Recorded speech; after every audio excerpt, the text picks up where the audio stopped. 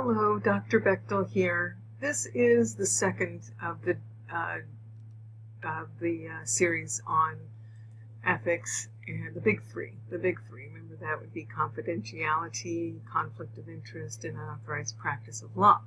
So we're going to cover unauthorized practice of law this time.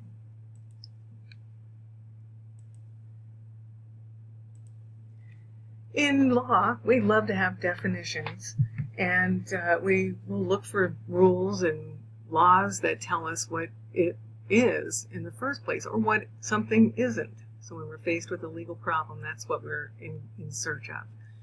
I like to use this example. It's actually from a book we used to use by Deborah K. Orlick, and I always appreciated her work. It's not in publication anymore, but she put it really simply.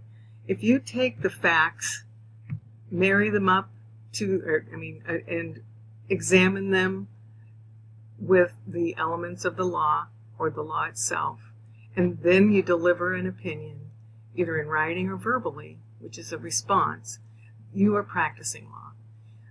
Now, we're going to work on this today in this lecture to see how we can avoid that and still use our legal knowledge, and how lawyers help us to avoid unauthorized practice of law by being there in supervision of us. So moving on. All right. First, to look at the practice of law, we look at the person. If you're licensed, and you're a lawyer, you're a licensed lawyer, you are in a position where you can practice law because you went to a four-year college, got a bachelor's degree, and then went to law school for 3 years. Then, after that, you pass a bar exam, and then there's typically the need to pass a check for good moral character. So that's what a lawyer looks like when one goes through the process and becomes licensed. Then the question comes up, why are we restricting this to only a certain group of people?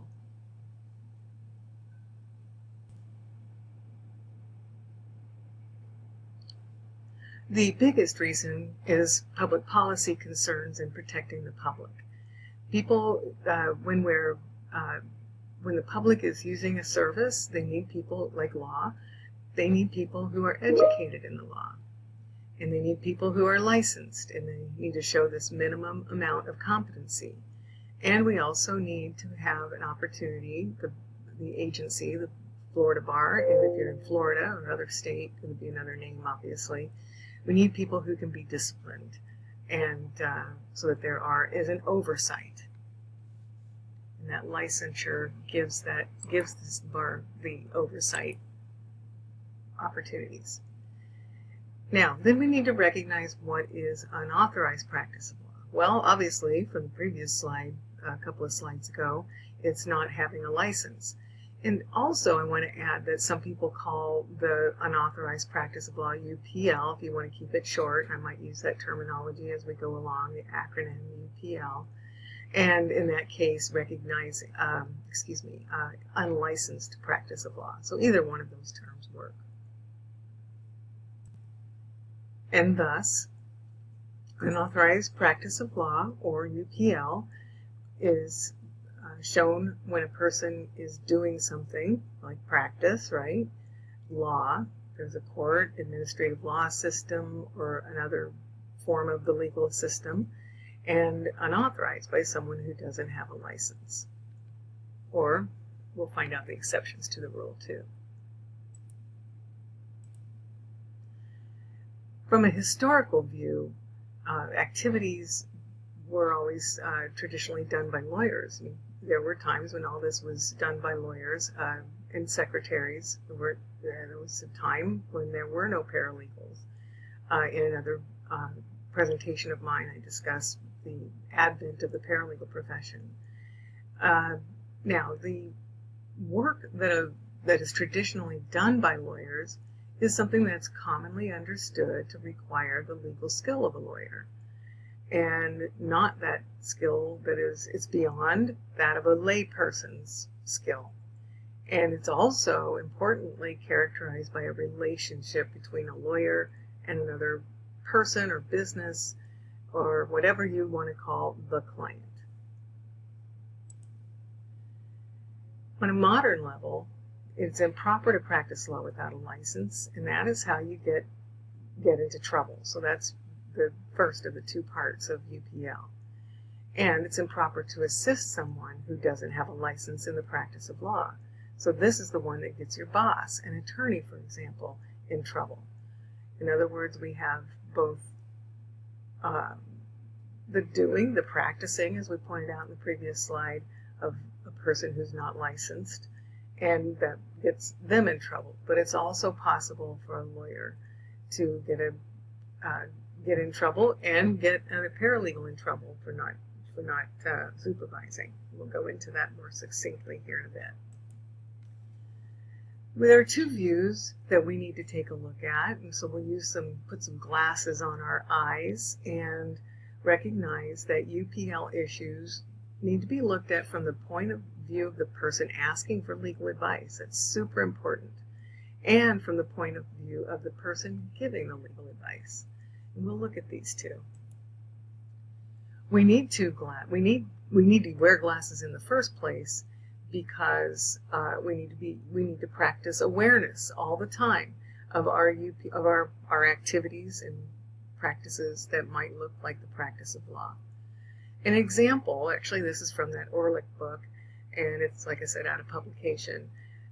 Your Aunt B, now most of you, if you're not my age, and I'm in my 60s, early 60s, and I know who Aunt B was, but let's say you're playing a card game, playing bridge with Aunt B and some other people, and Aunt B knows you're attending a paralegal program.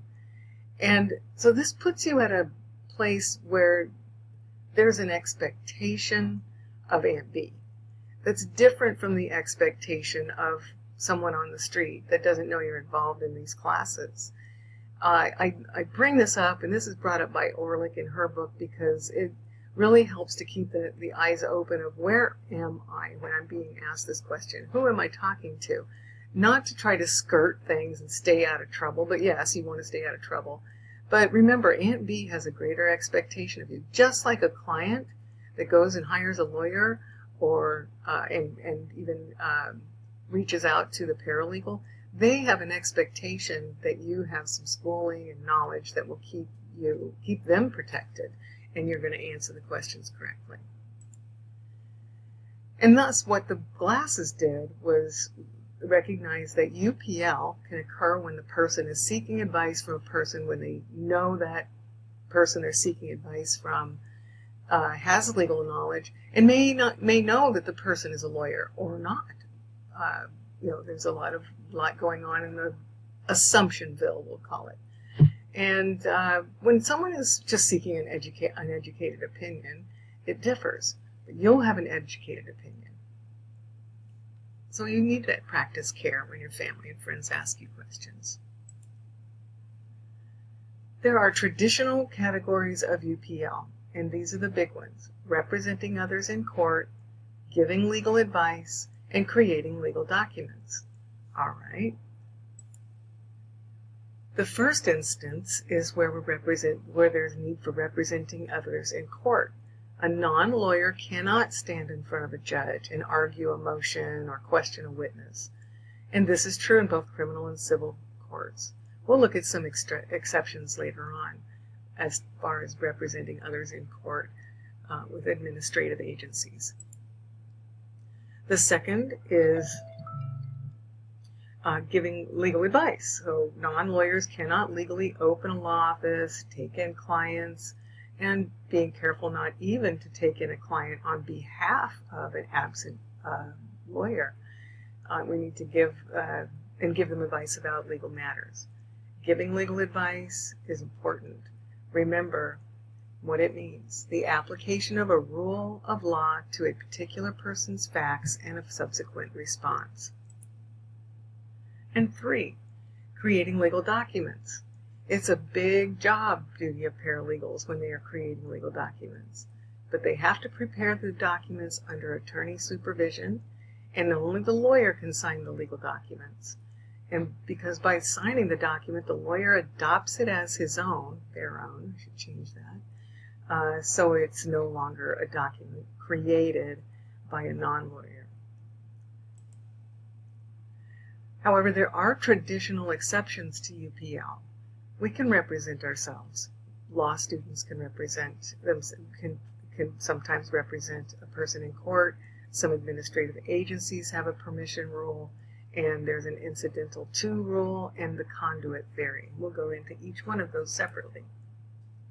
So first, self-representation is a right guaranteed by the United States Constitution. It's not UPL to represent yourself and not someone else.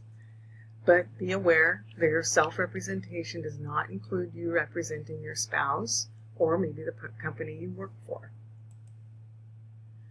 2, second exception. It's commonly recognized that when we want to become good lawyers, you should practice practicing law. So law students do practice law in their clinicals and other activities where they're learning to be lawyers. It's not UPL to do this because they're closely supervised by lawyers, and particularly when representing others in court. State court rules are typically where we find this exception located. And Legally Blonde, there's an example. She represented the clothing designer without a license when she had no license and she was in law school. Some administrative agencies also have opportunities for non-lawyers to represent claimants. For example, I'll give you an example in a minute, but they have their own court system, administrative agencies do, and they get to say who can practice in their courts. And so some intentionally allow the lay practice because it's beneficial to both the agency and to the public. The areas where this falls into play are areas like immigration has some opportunities, and so does Social Security. The incidental to theory. This one's important to really think about. Some business practices, there's a little bit of practice of law going on because it's incidental to their primary business. One example might be you're working at a bank and you have a certain type of account. It's tax-free. That is tax law advice, but it's not UPL because it's incidental to the banker's job. Another example is insurance companies. They'll tell you what provisions will protect your heirs from an inheritance tax, etc. Again, it's tax law advice, but it's not UPL. The conduit theory. Now, if a person, this is one of my favorites for students to know, if a person is a conduit of legal advice, it's not UPL. So your lawyer can tell a paralegal to call a client, for example, and tell this client thus and so, and that is legal, and the thus and so is legal advice. And the paralegal is simply repeating advice as if it's written in a letter. It's just the paralegal is a conduit and the method of conveying, and the paralegal is the method of conveying the legal advice.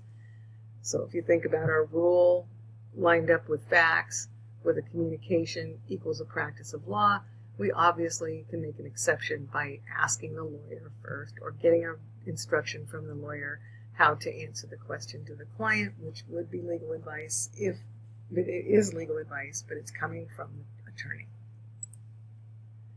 Now, there starts to be a slippery slope when we get to unlicensed opportunities for paralegals. And there are paralegal service businesses out in the world, and they do typing services mostly. We can purchase kits and books that are available online at Amazon, all kinds of places where we can obtain forms and whatnot. And there's representing corporations and companies. This is a little different story with some exceptions to the exception. And there's simple communication with the court. Sometimes we are doing that. We need to use care with that as well. And repetitive answers. So we're going to look at each one of these individually as well. First of all, we want to look at places where kind of fits into the first category of UPL document preparation and that sort of thing. But intertwined with that is also the limited license legal technician legislation that's gone on in America. Oops, I might have the wrong slide picture, but we'll go on with this. There are some states that have legislated or otherwise made opportunity for people to get non-lawyer help.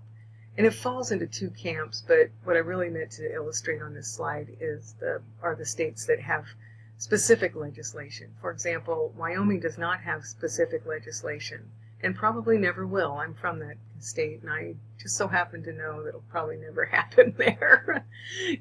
A lot too conservative. But they do have a program that provides opportunities for people to get legal assistance if they're unable to. All states have that. But primarily these states in the blue, except for Wyoming, they do have opportunities for people to practice in limited areas. And they are specifically, these areas are specifically delegated through legislation or court rules. And they have, they're narrowed down to things like landlord-tenant, dissolution of marriage, or otherwise known as divorce, name changes, and that sort of thing that they do. Another sticky widget, hint, hint, are corporations and companies. So the opportunity for self-representation is only extended to human beings, to people. And corporations do not have a right to self-represent.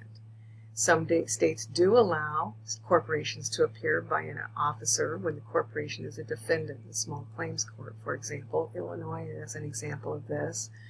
But except for typically the small claims court, this type of exception is rare in any other circumstance, and the corporation must be represented by a lawyer. And we do, as paralegals and non-lawyers, do have a lot of opportunities to discuss things in the court system with people in the courts, the clerks, the judicial assistants, and whatever. And so it's important to recognize that we're not practicing law when we do simple communications, deliver a message, go in there and make a phone call to someone to ask a procedural question, that sort of thing. But when an attorney sends a paralegal to make an appearance, for example, to ask for a continuance or any other administrative matter, it's probably sending that paralegal off to the land of unauthorized practice of law. And lastly, this one to look out for is repetitive answers.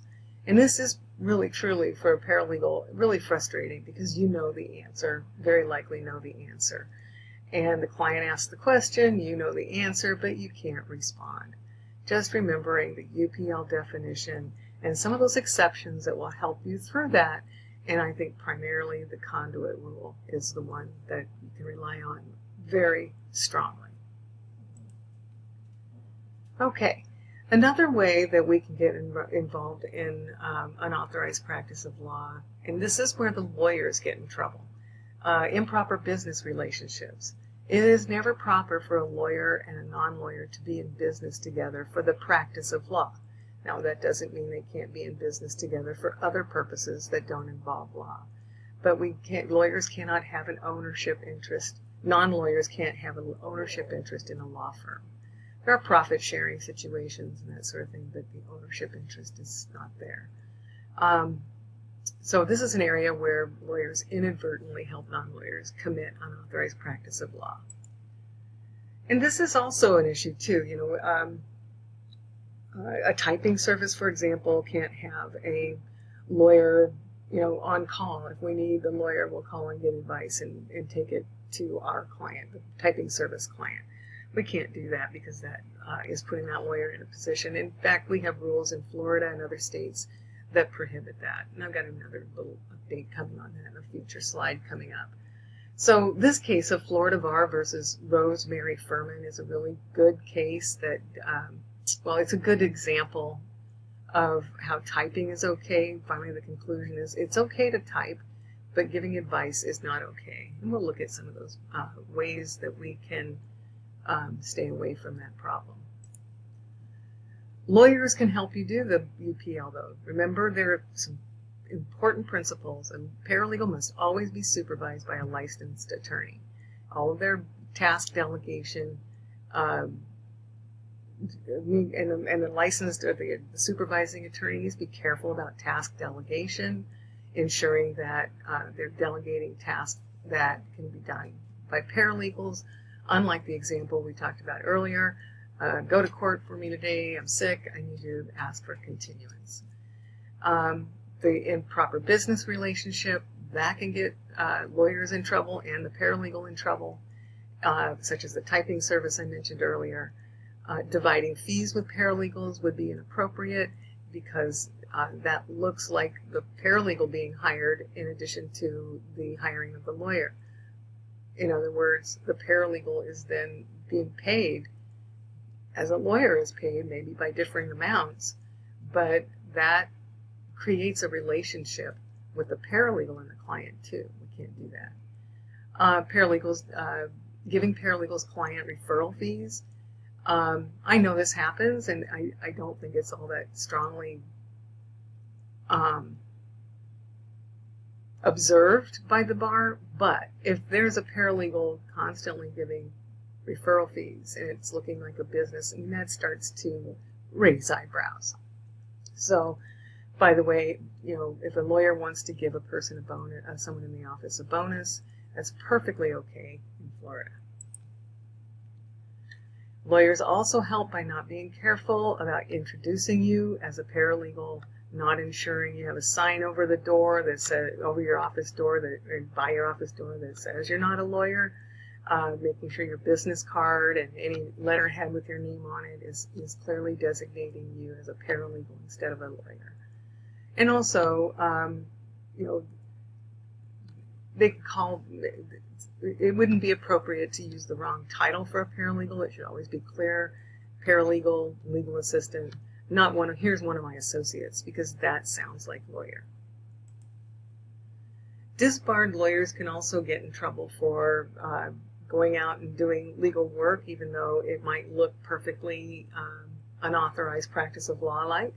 But disbarred attorneys who engage in activities that look like the practice of law are committing UPL, and there are specific rules and statutes in states. I know Florida has one that disbarred attorneys, I don't know specifically what it says, but you don't have a license, you should not be, and you've been disbarred, you should not be helping people at all. So what are the penalties for UPL? It's a felony in Florida, and thus you want to stay away from it.